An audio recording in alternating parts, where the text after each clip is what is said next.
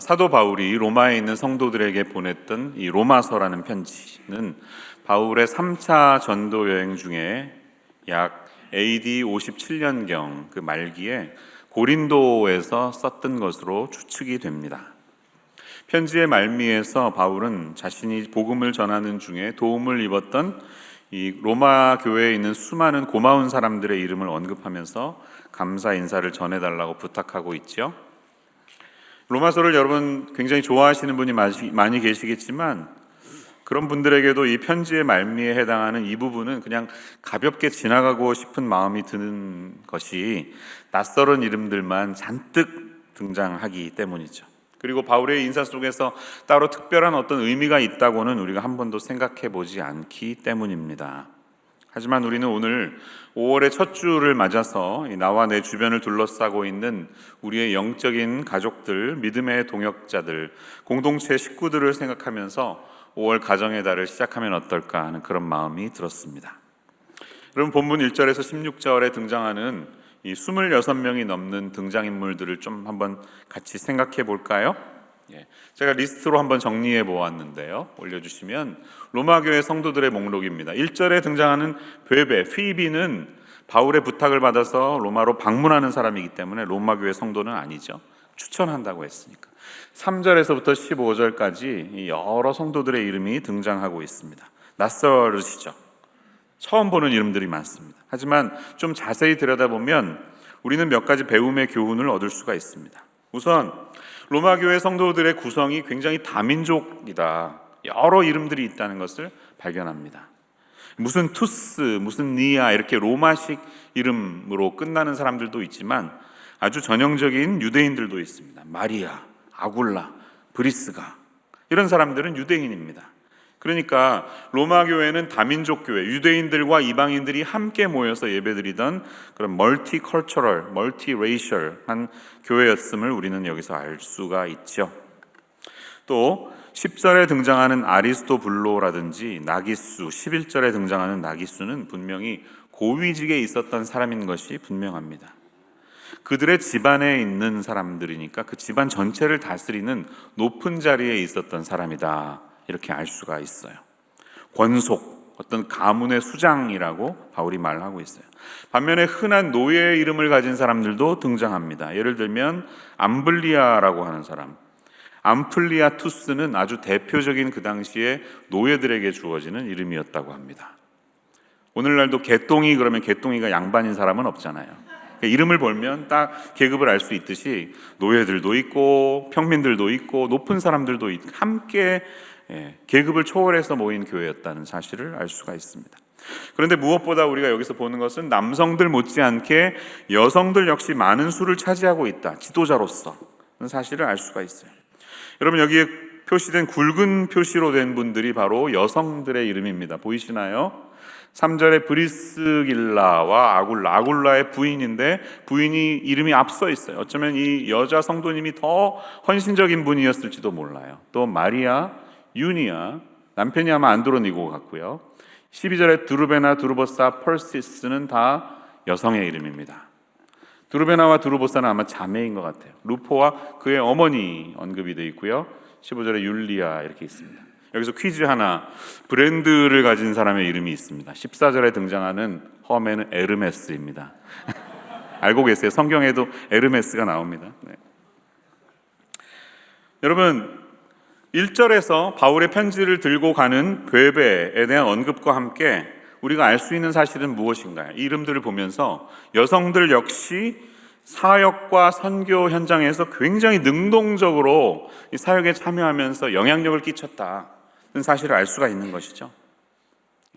여성들이 굉장히 중요한 로마 교회의 지도자면서 리더들이었다는 사실입니다. 바울은 베베를 추천하기도 하고 또 자신을 위해서 목이라도 내놓을 것처럼 살았던 브리스길라와 아굴라의 헌신을 고마워하기도 했습니다. 또 아시아, 소아시아에서는 제일 처음 예수님을 믿었던 열매가 되었던 에베네도를 기억하면서 감사하기도 하면서 쭉 적어 내려가는데요. 오늘 저의 관심은 한 사람의 인물에 머뭅니다. 그 사람은 13절에 등장하는 인물이에요. 화면을 다시 한번 보시죠. 주 안에서 택하심을 입은 루포와 그의 어머니에게 문안하라. 그의 어머니는 곧 내 어머니라. 루포의 어머니가 곧 내 어머니이기도 해. 너희 집이 우리 집이야 마음대로 써. 밑가사 쑥가사 뭐 이러듯이 너희 어머니 사실 내 어머니이기도 해. 이렇게 자신 있게 사도 바울이 말하고 있는 이유는 어디에 있을까요? 뭔가 깊은 관계가 있었던 것이 아니겠습니까? 루포의 어머니와 잊을 수 없는 그런 추억이 있는 관계였었다. 우리는 이렇게 알 수가 있는데요. 루포 그러면 어디선가 들어보시지 않았습니까? 어떤 장면이 떠오르시지 않습니까? 성경에서 루포라는 이름은 딱 2번 나오는데요. 오늘 여기 등장하고 두 번째는 어디 나올까요? 네, 예상하신 대로 예수님이 십자가를 지실 때 지쳐 넘어지셨을 때 구레네 사람 시몬이 대신 졌죠. 그때 마가복음을 읽어보면 알렉산더와 루포의 아버지라고 마가는 기록하고 있습니다. 15장 21절. 마침 알렉산더와 루포의 아비인 구레네 사람 시몬이 시골로부터 와서 지나가는데 저희가 그를 억지로 같이 가게 하여, 이렇게 기록하고 있습니다. 자, 그런데 흥미로운 사실은요, 이 같은 장면을 묘사하고 있는 마가복음과 누가복음 두 군데, 이게 딱 3번 성경에 나오는데 거기에서는 전혀 두 아들에 대한 이름이 언급되지 않는다는 사실이에요. 그냥 드라이하게, 건조하게 기록하고 있습니다. 한번 확인해 볼까요? 마태복음 27장 올려주시면, 나가다가 시몬이란 구레네 사람을 만나매 그에게 예수의 십자가를 억지로 지워가게 했다, 이렇게 돼 있고요. 누가복음도 역시 시몬에 대해서 언급하지만 아들 이야기는 하지 않고 있습니다. 자, 그러면 질문은 이거죠. 왜 마가만 유독 이 시몬이 알렉산더와 루포의 아버지였다라고 기록하고 있을까? 그 이유가 무엇일까? 이 질문을 풀어가는 실마리는, 자, 이제 마가라는 사람을 알아야 되는데, 마가는 베드로의 통역관이면서 베드로의 제자라고 할 수 있는 차세대 제자입니다. 자, 그런데 그는 베드로의 행적과 그에게 들은 말을 다 기록했다가 한참 후에 마가복음을 썼죠. 약 65년에서 70년이니까 베드로가 죽고 한참 후에 썼던 것인데, 그 마가복음을 기록했던 장소가 로마였다는 사실이 중요합니다. 마가가 로마에서 마가복음을 썼습니다. 그러니까 그는 로마에서 활동하고 있는 그리스도인들과 분명히 교제했을 것이고요. 그 중에 유명한 가족이 바로 알렉산더와 루포, 그리고 그들의 부모님 가족이었다는 것이죠. 그렇게 우리는 추측할 수 있는 것입니다. 마가복음이 65년에서 70년 사이에 기록됐고 예수님이 약 30년쯤에 돌아가셨으니까 적어도 35년이라는 긴 세월이 지나서 과거의 일들을 돌아보는데, 그 수십 년 전에 자기가 겪었던 일을 잊지 않았던 한 이야기를 들었던 것이죠. 로마에서 예수님이 돌아가시던 그날 금요일 오전, 십자가를 지고 골고다를 향해 가던 주님을 대신해서 잠시 동안 십자가를 얼떨결에 졌었던 이 시몬에게 그날의 기억은 도저히 잊을 수 없는 굉장히 아주 생생한 인상적이었던, 그로 말미암아 그의 인생에 큰 변화를 일으켰던 어떤 중요한 전기가 되었을 것입니다. 주님이 재판받아서 체포당하시고 십자가를 지셨던 그날 아침, 구레네 시몬 역시 유대인의 3대 명절인 6월절에는 서울 예루살렘으로 가야 되기 때문에 그렇게 예루살렘을 찾았을 것입니다. 시골로부터 왔을 것입니다. 근데 6월절 전날 아주 흥미로운 재판이 열렸었고 사형 집행을 받은 한 죄수가 있었다는 사실을 알고 있었고요. 마침내 그 장면을 지켜보게 됩니다. 200kg에 가까운 무거운 형틀인 이 무거운 십자가를 지고 언덕을 오르는 젊은이를 보고 있었는데 그는 픽픽 쓰러지는 것입니다. 너무 힘드니까. 그러자 로마 병사가 잠깐 동안 좀 대신 짊어질 사람을 찾다가 힘 좀 쓰게 생길 사람을, 구경꾼 한 사람을 찾았는데 우연히도 재수없게 발탁된 게 바로 구레네 시몬이었다는 것이죠. 그가 원했던 일도 아니었고 자원한 일은 더더욱 아니었습니다. 그저 많은 군중 중에 우연히 선택되어진 일이었습니다. 그래서 성경은 굳이 억지로 그가 지게 됐다고 밝히고 있습니다. 억지로 지게 하니라. 시몬이 진 십자가는 자원한 것도 아니고 결코 우쭐대면서 한 일도 아니었습니다. 자기의 마음과는 상관없이 환경에 떠밀려서 지게 된 십자가였을 뿐입니다. 그리고 구레네 시몬에 대한 이야기는 거기서 끝입니다. 그가 고향에 다시 돌아가서 무슨 일을 했는지, 어떤 삶을 살았는지 성경은 침묵하고 있습니다. 자, 그런데 여러분 생각해 보세요. 마가가 그가 억지로 이 십자가를 졌다는 사실을 어떻게 알고 기록했을까요?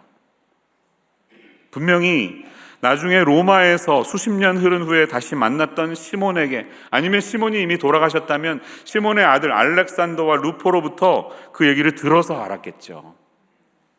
뚱딴지같이 로마서 16장 13절에서 뜻밖에도 이 루포와 그의 어머니의 이름이 다시 등장하고 있는데요, 그의 어머니는 바울을 만나서 바울이 평생에 자신의 멘토로 여길 정도로 영적인 어머니로 그를 지극정성으로 섬겼던 그런 분이라는 사실을 우리는 적어도 35년의 수십 년의 세월이 흐른 나중에 퍼즐이 맞춰지는 것을 보면서 기가 막히다, 이런 스토리가 연결이 되는구나 하는 것을 보고 있는 것입니다.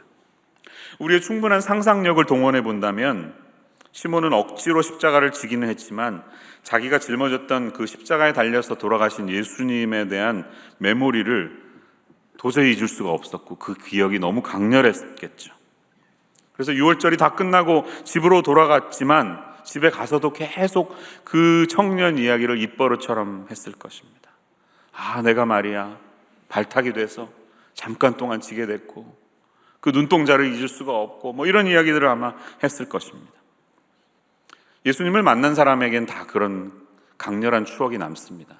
십자가형을 지켜보던 백부장도 예수님이 돌아가시자 그랬잖아요. 이 사람은 정령 의인이었다, 그렇게 고백했던 것처럼 비슷한 임팩트가 이 시몬에게도 분명히 있었을 것입니다. 그가 매일매일 전하는 간증과도 같은 이야기를 아내와 아들들은 아마도 귀에 못이 박히도록 매일같이 들었을 것이고요, 마침내 그런 경험을 통해 이들 모두가 그리스도인이 되었고 훗날 복음의 박해를 피해서 어딘가에 이주해서 살다가 그곳에서 선교를 나온 사도 바울을 만나게 되었겠죠. 그때 루포의 어머니는 마치 예수님을 섬기는 마음으로 그 바울을 섬겼던 것으로 보인다는 것입니다. 여러분, 여러분에게는 영적인 어머니가 계십니까? 영적인 아버지가 계십니까? 오늘의 나를 잊게 해준, 도저히 잊을 수 없는 그런 영적인 어떤 존재가 나에게 있냐, 이 질문입니다. 바울은 여러분 철저한 유대인이었죠. 유대교를 신봉하던 사람이었고 제일 앞장서던 사람이 일시에 완전히 반대, 예수쟁이로 돌변해 버렸습니다. 사람들의 왕따를 당했고 그의 모든 커리어가 다 날아갔을 것입니다. 그런데 그런 바울을 보듬어주고 그의 삶을 돌봐주었던 믿음의 선배, 이름도 알 수 없어요. 그냥 루포의 어머니예요. 루포의 어머니와도 같은 그런 사람이 있었기 때문에 오늘 이 믿음의 역사는 계속해서 세대를 통해 흘러가고 있다는 사실이에요. 그러니까 우리도 이렇게 기억해야 됩니다. 30년 전에 내가 행했던 그 작은 섬김이 어떤 결과를 가져올지, 20년 전에 내가 잠시 섬겼던 그 이름 모를 젊은이가 훗날 어떤 사람으로 변화될지는 그 자리에서 알 수 있는 사람은 이 세상에 아무도 없습니다. 우리는 그저 우리에게 주어진 현재를 살아갈 뿐입니다. 목장을 돌보시는 목자, 부목자님의 수고가 얼마나 귀합니까? 그런데 지금 그 수고, 우리의 수고의 현재는 알 수 없습니다. 그런데 훗날 미래의 어떤 시간에 이 퍼즐이 맞추어지는 것 같은 이러한 신비로운 일이 우리 앞에 기다리고 있는지 지금은 알 수 없다는 것이에요. 여러분, 우리는 주님을 섬길 때 내가 스스로 자원해서 하는 일만 하나님의 일이라고 많이 생각합니다. 그러나 잊지 마세요. 자원하는 일뿐 아니라 때로는 내가 원하지 않았던, 하는 수 없이 누군가의 강요에 의해서 억지로 했었던 그 헌신도 훗날의 하나님의 나라를 위한 놀라운 퍼즐이 될 수 있다는 사실을 여기서 기억하시는 여러분 되시기를 축원합니다. 내가 자원해서 하는 헌신이면 더욱 좋겠죠. 물론 아름답죠. 그러나 때로는 상황이 그렇게 되어서 그냥 억지로 하게 되는 헌신이 있어도 그러한 사건과 그러한 만남을 하나님은 어김없이 사용하신다고 하는 신비로움을 기억할 수 있는 오늘이 되시기를 바랍니다. 오늘 우리가 이 본문에서 등장하는 바울의 문안 인사를 보면서 로마 교회의 구조에 대해서 알 수 있는 작은 실마리들이 있습니다. 그것은 집에서 모이는 가정교회가 바로 로마 교회의 주축이었다는 것이에요. 물론 로마는 대도시였고 얼마나 많은 인구의 그리스도인들이 있었는지 모르지만 아마 굉장히 많았겠죠. 하지만 함께 모일 수 있는 장소가 없었기 때문에 집에서 모였을 수 있습니다. 하지만 분명한 것은 그 각자의 가정에서 모이는 그 교회들이 바로 로마 교회였다는 것입니다. 성경은 그렇게 말합니다. 5절에도 보면 브리스가와 아굴라의 그 집에 있는 교회에도 문안한다. 저의 집에 있는 교회에도 문안한다. 이렇게 기록하고 있습니다. 14절에서 보면 14절 15절에 보면 그들과 함께 있는 모든 성도에게도 문안해달라고 말합니다. 이 모든 성도란 누굴까요? 이 사람들의 가정교회에서 만나는 다른 나머지 사람들, 오늘날로 말하면 목원들을 말하는 것이겠죠. 여러분, 초대교회에서는 이러한 형태의 교회가 굉장히 일반적인 것이었습니다. 가정교회 세미나를 들으시면 다 들으시잖아요. 성경에 그 집에 있는 교회라고 기록하고 있다고 여러 군데에서 그렇게 적고 있습니다. 이게 바로 초대교회의 형태였다는 것이에요. 따라서 그리스도인들은 그 몇 명의 가족 단위 규모로 모여서 한 장 앞에 로마서 15장의 일들을 보면 그 가정교회에서 이런 일들을 한 거예요. 4절에서 그들은 성경을 공부합니다. 성경 말씀 속에서 위로를 받습니다. 6절을 보면 그들은 함께 아버지께 예배하고 있습니다. 5절에서 7절은 친교하는 모습을 보여주고 있습니다. 14절에서 23절은 전도에 올인하는 것, 복음을 전도하는 일에 대해서 설명하고 있고요. 25절에서 27절은 구제 사역을 하는 모습을 보여주고 있는 게 다 이게 가정교회를 통해 이루어지고 있는 것이에요. 여러분, 우리 시대의 가정교회에서도 이 동일한 역사와 교제와 사랑이 일어나시기를 주님의 이름으로 축원합니다. 이 가정교회를 가능하게 하고 그것을 움직이게 하고 사랑의 향기가 돌게 하고 있는 사람들은 누굴까요? 네, 바로 여인들입니다. 여인들. 여러분, 여인들의 섬김이 없이 교회가 교회되게 하는 일이 가능하겠습니까? 교회가 이렇게 굴러가겠습니까? 제가 오늘 다음 주가 꼭 어머니 주일이라서 이렇게 말을 하는 거 아니에요. 네. 아부하는 거 아니에요. 이 말 하니까 아부하고 있네. 저는 정말 믿습니다. 교회에 따뜻한 숨결을 불어넣고 가정교회로 움직이게 하는 이들은 여성들이라는 사실이에요. 오늘 이 바울의 문안 인사에 등장했던 26명 중에 적어도 9명의 여인들, 그 여인들의 섬김과 사역을 누가 다 기억하겠습니까? 역사 속에 다 묻혀져 버렸습니다. 베베가 어떤 인생을 살았는지, 브리스가라고 하는 여인의 헌신이 도대체 어떠했길래 나를 위해서 목이라도 내놓을 사람이라고 바울이 고백했는지, 많이 수고한 마리아의 그 수고가 과연 어느 정도였는지, 바울과 함께 갇혔던 남편 안드로니고와 그의 아내로 보이는 유니아의 섬김이 도대체 어떠했는지, 주 안에서 많이 수고했다고 칭찬받은 두루베나와 두루보사 자매는 어떤 사람들이었는지, 많이 수고했다고 칭찬하는 바울이 사랑한다고 말하는 이 펄시스, 버시는 과연 어떤 자매였는지 우리는 알 수도 없습니다. 그러나 그 짧은 문장 하나만 보아도 그들이 흘렸던 땀과 열심과 그들의 수고와 복음을 향한 열정을 우리는 다만 상상할 뿐입니다. 교회의 역사를 보면 역사에 이름을 남길 만한 굵직굵직한 사람들도 있지만 그렇지 않았던 사람들이 더 많다는 사실을 우리는 압니다. 교회의 역사는 이 무명의 그리스도인들을 통해 흘러갑니다. 이런 짧은 한 줄의 문장으로 요약되는 수많은 무명의 사람들, 특별히 이 여인들의 섬김이 귀하고 아름다웠기 때문에 초대교회는 굴러갈 수 있었고 오늘날도 마찬가지라고 생각합니다.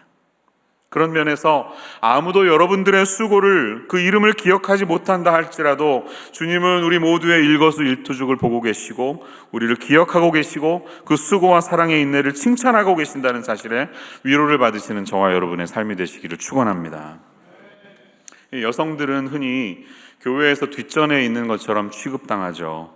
예나 지금이나 남성 중심의 문화는 아직도 여전히 강고합니다. 우리 교회가 여성을 안수하거나 교회의 지도자, 목사님으로 세우지 않고 있는 이유는 신학적인 배경이 그렇기 때문에 여성 안수를 지지하는 교단과는 차이가 있죠. 하지만 그렇다고 해서 여성도들이 교회에서 차지하고 있는 위치나 그 중요성이 결코 한 단계 아래에 있는 것은 아니라는 사실을 우리는 기억해야 합니다.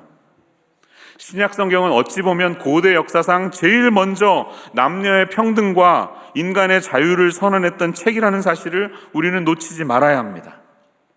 예수님은 그 당대의 어떤 지도자보다도 제일 여성들의 권위와 여성들에 대한 존경의 마음을 가지고 사역하셨던 분이십니다.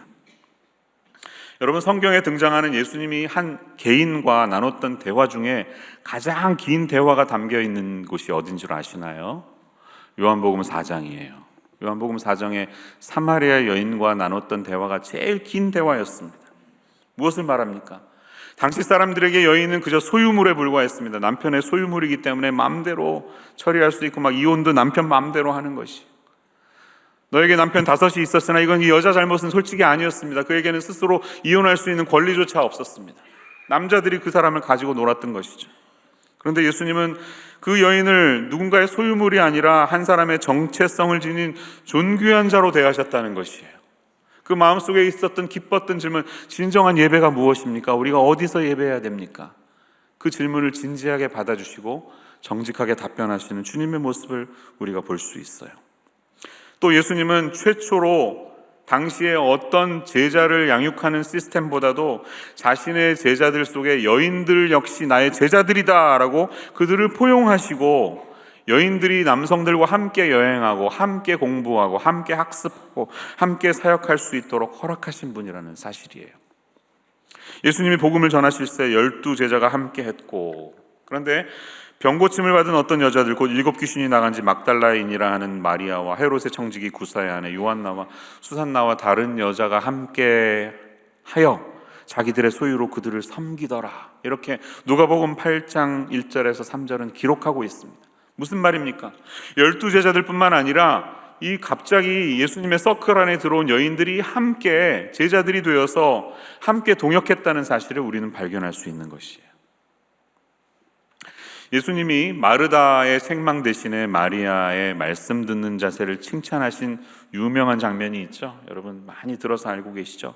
누가복음 10장 39에서 42절에 등장하는 말씀입니다. 본문 올려주시고 잘 아실 거예요.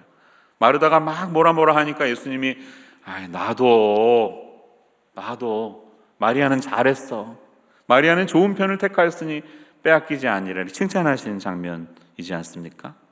우리는 흔히 여기서 일하는 것보다 예배가 더 중요하다, 이런 설교를 많이 듣는데요, 이 말씀을 들었던 1세기의 사람들에게 이 주님의 발언은 굉장히 충격적인 발언이었습니다. 왜 그런지는 아시나요? 여러분, 누군가의 발치에 앉는다는 표현은 그 사람의 제자가 된다는 의미의 관용구이기 때문입니다. 마리아가 한 것은 당시에는 여성들에게는 허락되지 않은, 여성들은 그저 부엌에 있어야 하는 존재라는 사실을 깨뜨리고 남자들처럼 예수님의 제자, 누군가의 제자가 되기로 결단한 그 일에 대해서 칭찬하신 것을 보여주고 있습니다. 성경은 여인들의 행동이 당대의 문화에서는 걸림돌이 된다 하더라도 그대로 또한 사실대로 적고 있는 것 역시 우리는 발견합니다. 우리가 잘 알듯이 예수님의 부활을 최초로 목격했던 사람들이 바로 여인들이었죠. 이들이 화들짝 놀라서 얼른 제자들에게 달려가서 그 사실을 보고하는데 제자들의 반응이 어땠습니까? 시큰둥했습니다. 본문 한번 볼까요? 누가복음 24장을 예로 들면 여인들이 다 얘기하니까 사도들은 그들의 말이 허탄한 듯이 들려 믿지 아니하는지라, 아유 쓸데없는 얘기 하지 마, 이렇게 말했다는 것이죠. 왜들 그랬을까요?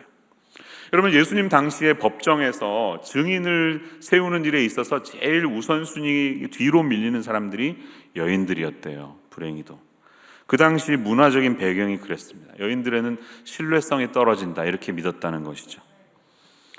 그런데 그럼에도 불구하고 하나님은 여인들을 바로 이 부활을 최초로 목격한 부활의 증인들로 세우셨고, 성경이 그 사실을 변조함 없이 그대로 지금 2000년 지난 우리에게 남겨두고 있다는 사실은 무엇을 보여주고 있습니까? 성경이 묘사하고 있는 이 사실은 후대의 사람들이 왜곡한 것 없이 있는 사실 그대로 보여주고 있다는 사실을 성경이 증명하고 있는 것입니다. 예수님을 따르는 공동체에서 여인들에게 주어진 이 위상은 이미 그 당대의 문화적인 한계를 뛰어넘다 못해서 혁명적인 것이었다는 거예요. 제가 말씀드렸잖아요. 그 당시에 최초로 인간의 해방과 남녀의 평등을 주창한 문서는 바로 성경이었다는 것. 성경이었습니다. 대표적인 것이 갈라디아서 3장 28절의 말씀을 볼 수 있어요. 바울 사도가 적은 말씀이죠. 이 말씀 한번 올려주실까요? 이건 같이 한번 읽어보겠습니다. 시작. 너희는 유대인이나 헬라인이나 종이나 자유인이나 남자나 여자나 다 그리스도 예수 안에서 하나이니라. 아멘. 너희가 그리스도의 것이면 곧 아브라함의 자손이여 약속대로 유업을 이을 자니라. 유대인이나 헬라인이나 종이나 자유주의나 남자나 여자나 상관없이 다 이 하나님 나라를 이어받을 하나님의 입양된 가족이 되었다. 이미 초대교회에는 인종이나 계급이나 남녀의 구분 없이 다 예수 안에서 동등하게 입양된 하나님의 가족인 것을 성경이 증거하고 있다는 사실입니다. 여러분, 교회가 이 여성들의 존재감 없이 어떻게 유지될 수가 있을까요? 남자들의 욱하는 마음이 있지만 열정, 그리고 여성들의 진득한 헌신, 이것이 하나 되었을 때 교회는 하나님이 원하시는 그분의 그림을 온전히 그려낼 수 있다고 저는 믿습니다. 여러분도 그렇게 믿으시나요? 제가 꼭 다음 주이 어머니 날이라서 이런 말 하는 거 아닙니다. 정말 그렇습니다.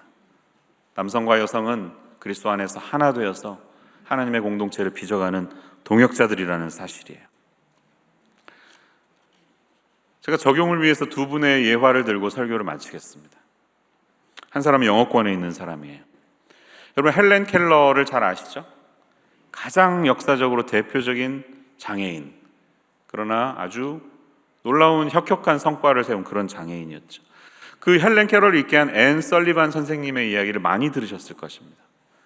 한두 해도 아니고 40년 동안 헬렌 켈러 옆에서 그를 돌봤던 선생님의 헌신이 있었기 때문에 오늘날의 헬렌 켈러가 있었다, 이렇게 우리는 잘 알죠. 그런데 여러분, 앤 설리반 역시 누군가의 장애인을 돕는 섬김이 있었기 때문에 그 역시 장애인을 위한 선생님이 되었다는 사실을 알고 계셨나요? 1866년 미국 매사추세츠 피딩 힐스라는 곳에서 태어난 이 앤 설리반은 5살이 되던 해에 트라코마에 감염됐습니다. 바이러스 감염에 의한 이 질병은 자칫하면 시각을 잃어버릴 수 있는 병이었는데, 인근 병원에서 사목하고 있던 한 신부가 그녀의 수술을 도와주게 되었습니다. 그런데 수술 전 마취를 위해서 그의 눈에 코카인을 조금 주입한 것이 화근이 되어서 그녀의 시력이 더욱 나빠지게 되어서 마침내는 사물을 흐릿하게 분간할 수 있는 것 그 이상의 회복이 불가능하게 되었어요. 너무 안타깝게 됐죠. 그런데 그런 5살짜리 소녀를 남겨두고 어머니가 죽어버리게 됩니다. 아버지도 충격에 받아서 아버지가 알코올 중독자가 됩니다. 그러니까 누구도 보호할 수가 없으니까 이제 아동 보호시설로 옮겨지게 되는데, 이 애는 너무나 충격받아서 아무도 터치할 수 없는 지하 독방에 혼자 갇힌 짐승과 같은 생활을 하고 있었어요. 그런데 거기에는 그 정신병원에 근무하던 늙은 간호사가 있었는데, 그녀가 바로 로라라고 하는 분이었습니다. 그녀는 크리스찬이었습니다. 정신과 치료보다는 하나님의 사랑으로 그냥 가까이서 앤의 친구가 되어주겠다고 매일같이 날마다 찾아가서 책을 읽어주고 기도해주고 그렇게 하게 되었습니다. 그렇게 한결같이 사랑을 쏟았지만 앤은 담벼락과도 같이 아무런 반응이 없었고, 앤을 위해 가져다준 특별한 음식도 전혀 먹지 않았습니다. 그런데 어느 날 로라가 앤 앞에 놓아둔 초콜릿 중에 초콜릿 하나가 없어진 것을 보게 된 거예요. 거기에서 희망을 보게 됐고 더욱더 용기를 얻어서 로라는 계속해서 책을 읽어주고 앤의 손을 잡아주면서 기도해 주었습니다. 마침내 독방 창살 속에서 조금씩 희망을 맛보며 앤이 회복되게 되었고, 정신이 돌아온 사람처럼 이야기했고, 이야기의 빈도수도 많아지게 되었습니다. 앤은 1886년 시각장애인의 학교 중에 제일 유명하다고 하는 펄킨스라는 곳을 최우등생으로 졸업하게 됐고, 한 신문사의 도움으로 개안 수술에도 성공하게 되었습니다. 그리고 이어지는 이야기는 Rest is history. 그래서 그는 장애인들을 위한 선생님이 되었고, 헬렌 켈러 같은 위대한 사람을 만들어내는 훌륭한 선생님이 되었다는 것이죠. 그런데 이 앤 설리반을 위한 우리는 아무도 몰랐던 로라라고 하는 사람이 있었기에 오늘의 앤 설리반과 헬렌 켈러가 존재하고 있었다는 사실을 우리는 잊지 말아야 할 것입니다. 여러분, 복음이 우리에게 주는 사실이 그런 것이에요. 모두가 앤 설리반이 될 필요는 없습니다. 어쩌면 우리 모두는 대부분은 무명의 이름 모를 그리스도인들로 살아가고 있을지 모릅니다. 그러나 우리가 없다면, 이 무명의 한 줄로 남겨진 한 사람의 헌신이 없다면 위대한 사람들도 생겨나지 않는다는 것이죠.